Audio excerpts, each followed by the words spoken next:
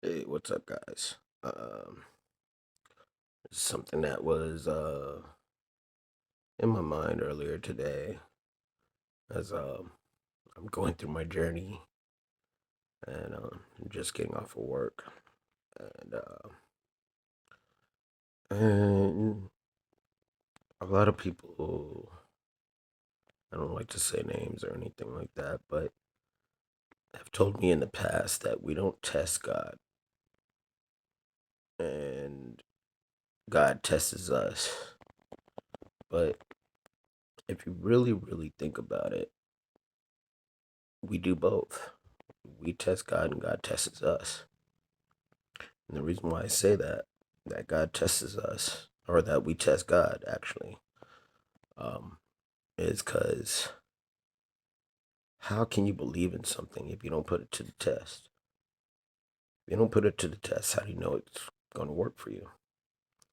So, on my journey, um, my 65-mile walk from El Paso to Las Cruces, yes, believe me, that was real. I can't make this up. I put God and humanity to the test, and they both won, which is a good thing. That's what I wanted. I wanted them to both win, and the reason why I say uh, God and humanity won is because I left with just the clothes on my back, my dog, a backpack with just barely enough food to feed my dog. Wasn't worried about myself. I was worried about my dog, and yeah, it rained the very first night I left, and I went and found shelter. Not really shelter, but I stayed underneath a pavilion next to Tinseltown in El Paso, Texas. And I sat there and I cried because I was worried about my dog, and I wasn't worried about myself. I'll be all right. But my dog is he didn't need to experience the things I've experienced in life. He doesn't deserve that. He's a good dog, but he kept my sanity going. He kept me he kept me from doing the things that I wanted to do, and he kept me going. I love that dog. That dog is my son.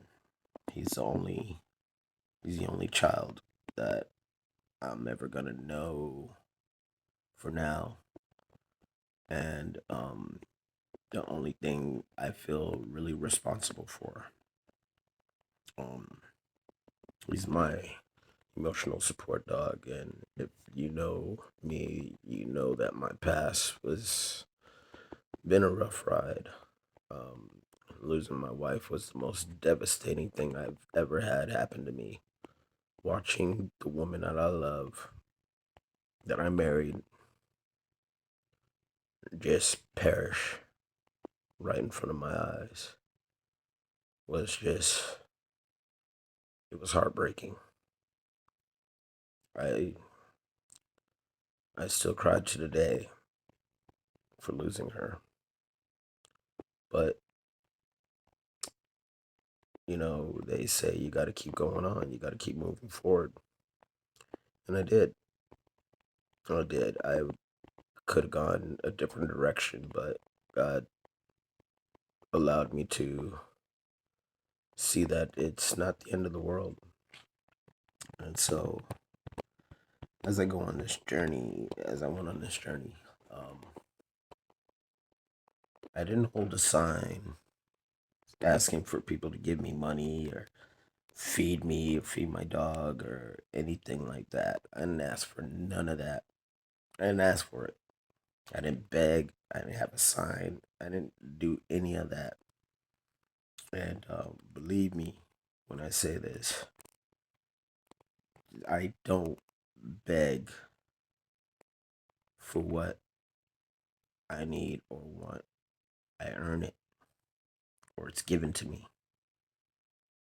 You know, I'm not one for asking for handouts, really, unless I feel like I really need it, or I feel like this person's able to really provide, and then I might ask, but I'm not gonna beg. If they say no, that's it. I'll take the no, but I'm not gonna ask.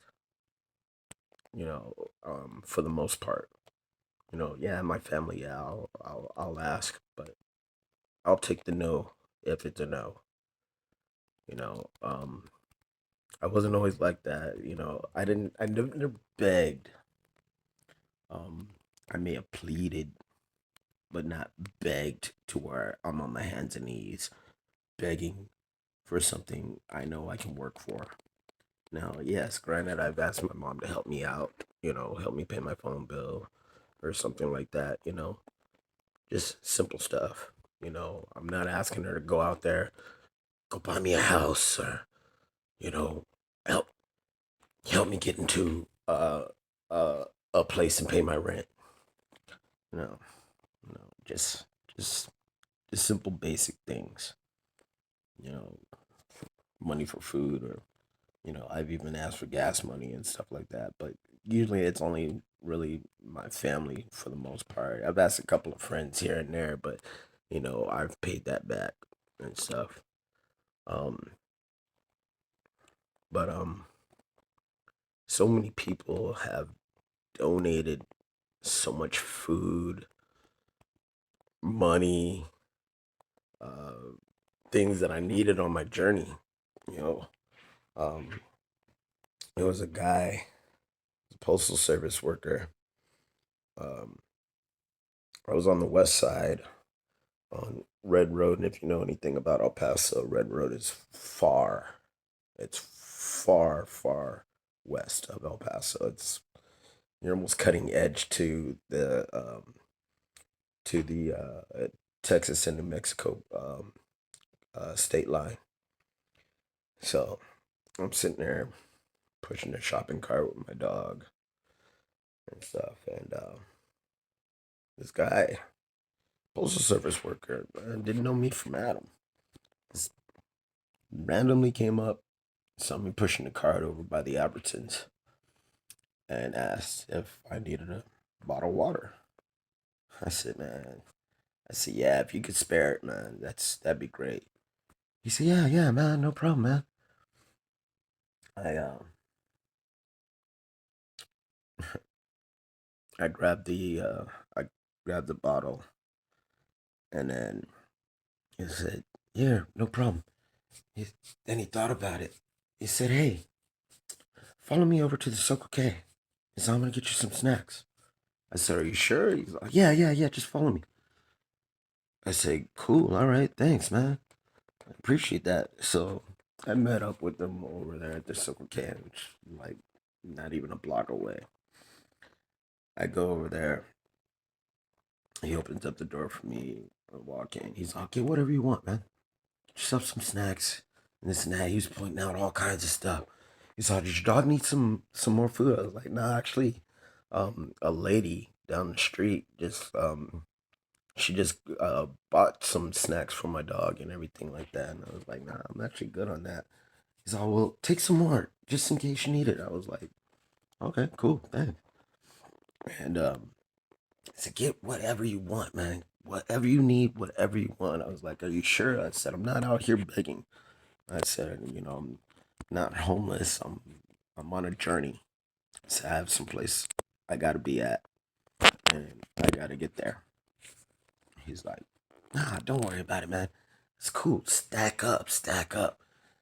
This guy bought me the last 3 or 4 slices of pizza that the Circle K had. And he's like, what else do you need? What else do you need? I said, I'm going to be honest with you, man. I need a box for my charger because I have the cord. I just don't have the plug or the means to plug up my phone, and my phone is dead. So don't worry about it. I got you. Buys me a plug. First thing he does, he grabs me a charger box and stuff, and it was like $22. I was like, nah, you know what? Don't worry about it. And he was whatever money I got, and I'll find a Dollar Tree or something like that, and I'll go find one. Nah, nah, nah, nah, nah. It's here. I got you. So we found the cheaper one and stuff, and I was like, "Are you sure?" He's all, "Yeah." The guy spent $78 plus gave me 20 on top of that, and I mean, I didn't ask for it. He didn't have to give it to me, but out of the kindness of his heart, that man helped me out, and he's a postal worker. I'm not asking him, how much money he makes or what his lifestyle or any of that. I'm not asking him what church does he go to or anything. But he uh he did out of the kindness of his heart. That's where I tested humanity. And to me, humanity is restored. Actually, humanity never left. There are a lot of good people out there in this world, a lot of them. And the thing about it is, you just gotta pick and choose. Actually, you don't have to pick and choose who they are. They pick and choose you.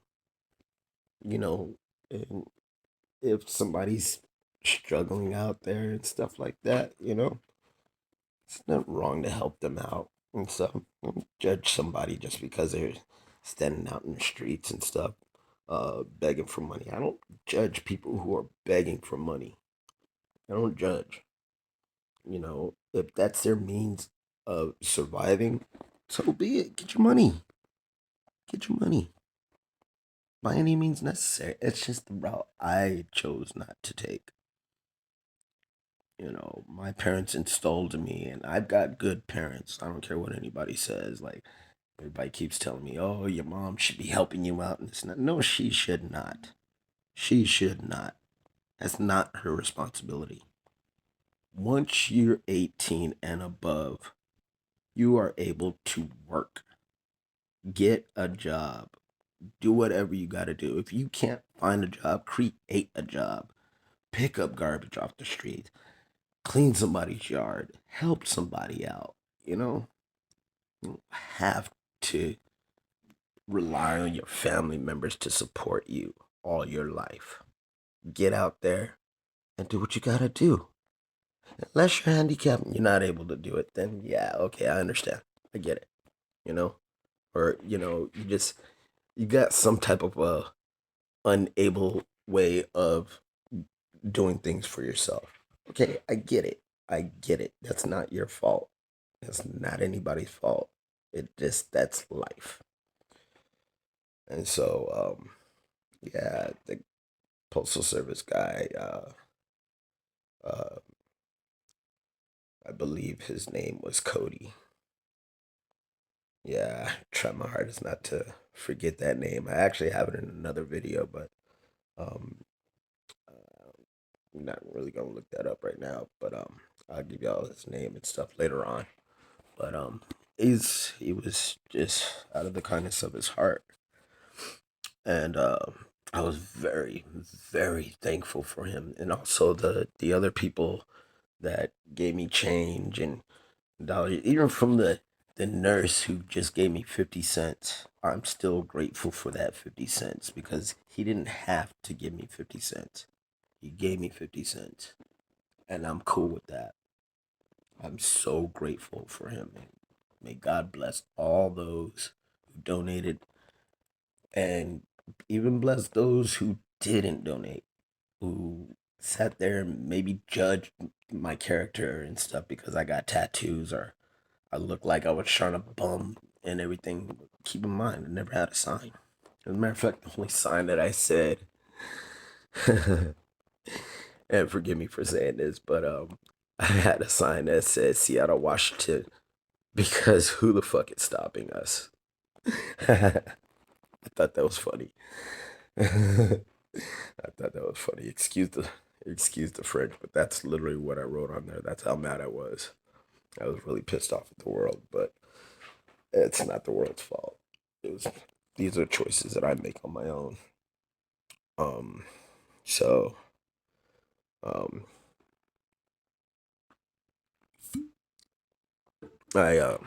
I I made these choices on my own. Um, I was just really frustrated, tired of everybody telling me to wait, something's gonna happen. Wait, something's gonna happen. Nothing's gonna happen unless you make it happen. You gotta get out there and just do it yourself, because ain't nobody gonna give you nothing. It's obvious. Nobody was gonna give me uh, a place to really a place to stay that I could be there for a long time or anything.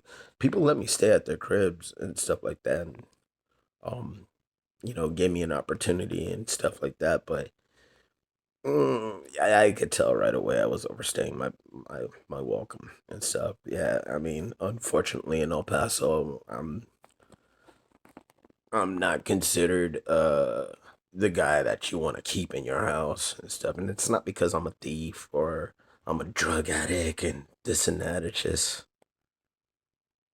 I do things differently. I say things that people may not um consider to be kosher. But that's just me. That's who I am. I'm not going to change who I am for anybody. I'm going to be me. And if being me offends other people, well, I'm sorry, but I'm not sorry.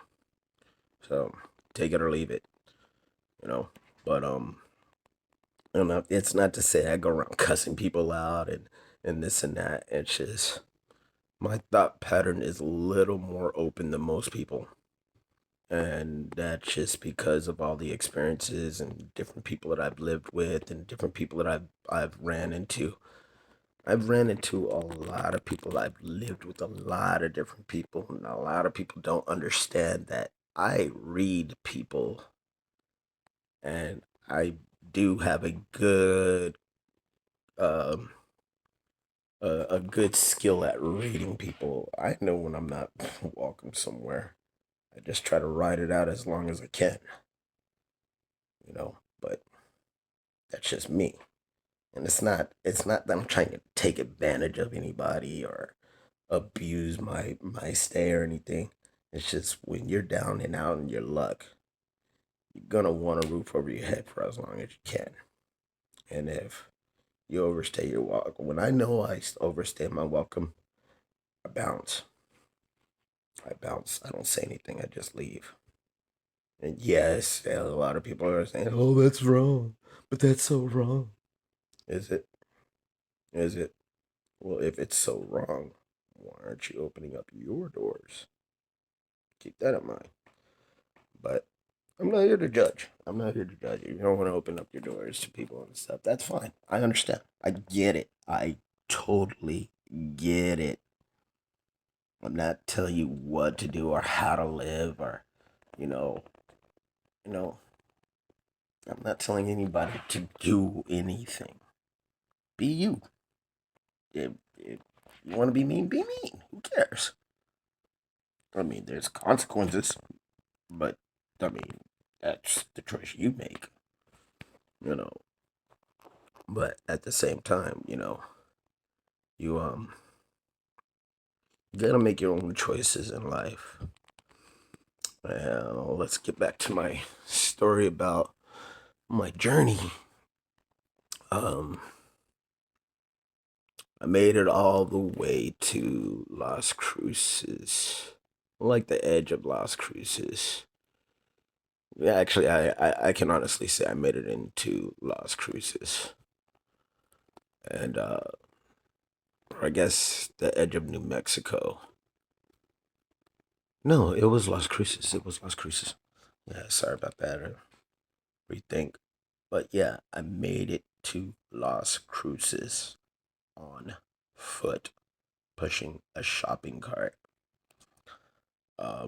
It even rained on the west side, and just like I have no shirt on now, I it was raining on the west side, and I was in tears.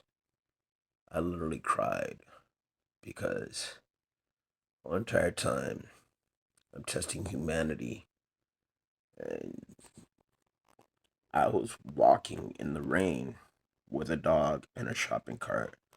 So I took my shirt off to cover my dog so that he wouldn't get as wet. That's how much I thought about my dog, even though everybody's like, oh, you put your dog through harsh treatments and everything. Um, no, I did not. Actually, my dog had it a lot better than I did because people were more willing to give him more food than me. And I'm okay with that. That's okay. Even though, granted, yeah, I ended up getting a lot of food too and stuff. I got fed and I got taken care of and everything like that. No big deal. No big deal. But I was more worried about my dog. And I had him in a shopping cart because he's not going to walk that far. I spoil my dog. As soon as I got enough money, I got all the way to, what did I make it to?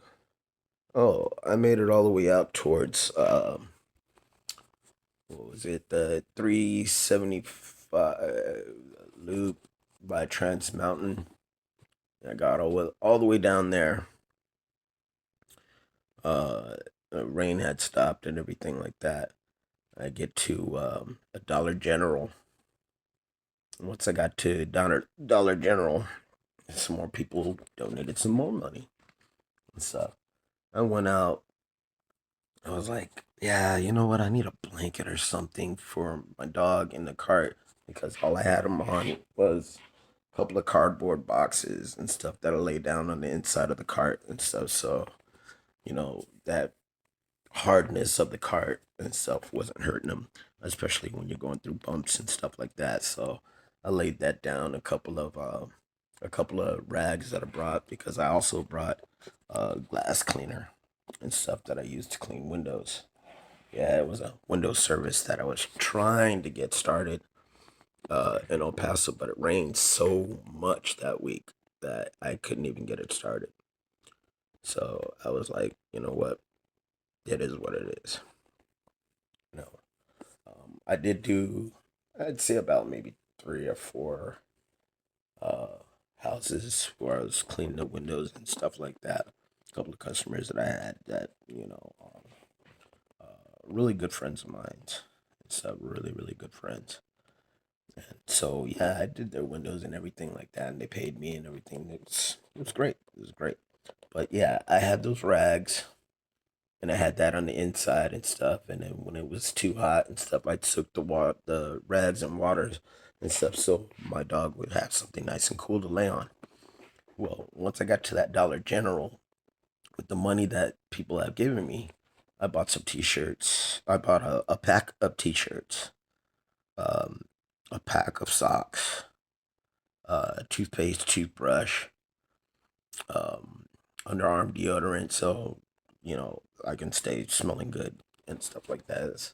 When you sweat and stuff like that, I didn't want to smell bad. I don't want people to not be able to approach me just in case they needed to approach me and stuff or wanted to approach me. So I made sure I had that. I had a bottle of cologne that I've had for quite a long time, and that was the only thing I had, But I bought my dog a pillow so he could be in that shopping cart, nice and comfortable. And one of the cashiers there and stuff, he donated some of his money and stuff to help me buy my supplies and stuff like that. I was just telling him about my journey and stuff like that, and he was like, "Wow." He said, "Man." I said, "Yeah." I said, "Don't be alarmed. I'm not out here trying to beg for anything. I can't stress that enough. Um, I yeah, I can't stress that enough. I wasn't begging, but people were willing to donate, and I thought that was just truly, truly a blessing.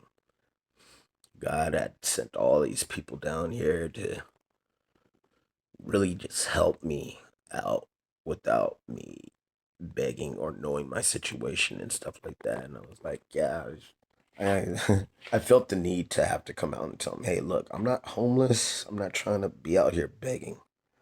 I'm just trying to get somewhere to better my life.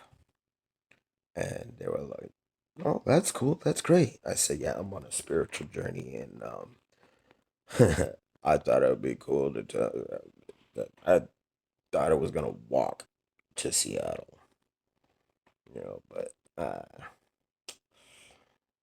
if you know how far Seattle is from El Paso, you would also think I was crazy or on some kind of drugs or something. Wasn't even about that. I just knew I had to get out of Texas. I just knew that my name was burnt out there. And even though a lot of people say, oh, we would have helped you and this and that, we didn't know your situation. I don't try to put my situation out there for everybody to be like, oh, well, look at him, he's struggling again. Yeah, I've put myself in a lot of bad places in the past, and I get it. I get it. I can't apologize for my past. It's done and over with. So, um, once I got that pillow for my dog, I knew he was gonna be in a better place. Like he's good, he's well taken care of. So once I made it into Las Cruces, I got picked up by a random person and stuff, and he said, "Do you need a ride?" And I was like, "Yeah, that'd be great." So made it into Las Cruces, and he's like, "Where are you going?" I said, "I'll be honest with you. I'm trying to go to Seattle." He's like, "Well, I'm not going that far." I was like, "Yeah, I didn't expect you to, but I said, that's okay." I said, "I'm not expecting you to take me all the way over there." I got a car that'll make it there, but yeah, we're not in that one. I said, no, don't worry about it. Don't worry about it. I said, you got me as far as you could. And originally, it was just going to drop me off and drop me off at the bus station or just somewhere close and stuff. And I was like, oh man. But he's like, man, you need some place to stay tonight? I was like, you don't mind. I mean, I don't want to impose. He's like, no, no, don't worry about it. I was like, all right, cool. And so I crashed out at his place, and so yeah, that was cool. Next day, woke up. And he's oh well, I gotta take off because I gotta go to my mom's place and this and that. And I was like, all right, don't worry about it, man. No big deal. He said, you can take me to like a bus station or a truck stop or something like that. I'll figure it out from there. He said, yeah, yeah, that's cool. my friend, my friend Bill, who's been really a good friend, like literally the greatest friend um, right now that I have out here. Um, that he told me, he's all, dude, you got to consider what you're doing. You can't walk to Seattle. I was like, yeah, I know, but dang, the attempt was amazing. It's like, yeah, dude. He's all, yeah, good job on that. But you're not, you're not going to make it. It said first, you barely touched New Mexico. You're only in Las Cruces. You still got Deming, Riadoso, uh, uh, I still had a lot of other towns to have to go through. Albuquerque, All those places I still had to get through. Not to mention, still had to get through the Arizona desert at 100 and something degrees. There's no way in this world I was gonna make it through Arizona walking with a dog. If anything, the dog and I both would have been dead. More than likely, the dog first. And that hurts me the most. What hurt me just as bad was when he told me I couldn't have my dog out here. And I had to respect that. This is his house. You have to respect that. And that was the hardest thing I had to do. I had a sign. I asked the cashier clerk, I said, look, I need to borrow a marker real quick. I said, I'm not trying to steal. I'm not out there trying to tag or anything like that. Just need to borrow a marker to make a sign that says free dog.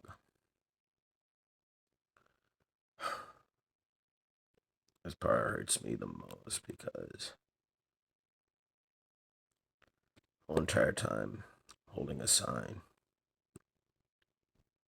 saying free dog to a loving home, a good loving home. I'm walking across University Street over there by the Pan Am Center, trying to get across the street to find a shelter, someplace that I could give up my dog. So I cried the whole entire time. And keep in mind, I lost the shopping cart because the person giving me a ride was in a car, so I didn't have the shopping cart no more. All I had was my backpack, the clothes, bags full of food and stuff for my dog and myself, and a pillow, and a sign, and a dog on a leash. I knew that dog couldn't walk that far and that long. So can you imagine all that stuff I had to carry, plus pick up my dog and carry my dog as well across the highway, across the streets? How hard that is. But you know how much determination and willpower that takes? It takes a lot. It takes a lot. Knowing that within minutes, hours, or days, I would have to say goodbye to my best friend. And that was my dog. So I make it down to a furniture store, and